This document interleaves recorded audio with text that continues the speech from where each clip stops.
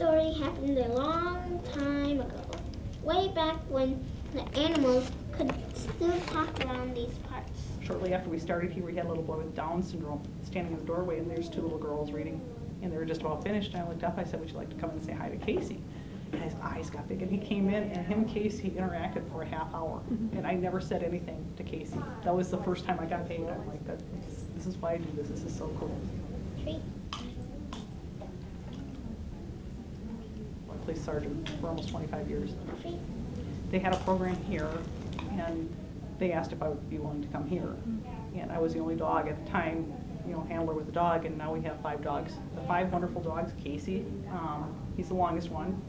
And there's Bailey, who's a lab, I believe he's a lab coonhound mix, so he's kind of an interesting dog. He's on the opposite Mondays as us. There's Jade, which is a standard poodle, black. Ruby, who is a pit bull, who's a star in her own right. She's a wonderful dog, and she's the epitome of the breed and not the exception. And then there's Wilma, who's a St. Bernard.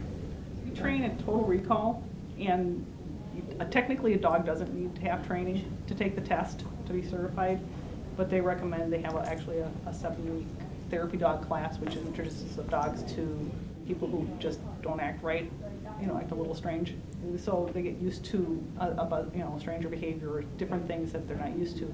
We train like every other week just to keep up in the obedience and stuff. Todd's parents were grateful. I bring my children here to read to the dog because a dog doesn't judge on how children read. And they feel real comfortable with the dog laying down with them. And it's just easy for them to read. They love to read out loud because of it. It's kind of a strange concept, read to a dog, but the dog isn't going to judge you if you miss a word. He's just going to be here. He immediately knows what to do with the kids. You know, some kids, if they're a higher level of energy themselves, he has a tendency to be a little spunkier.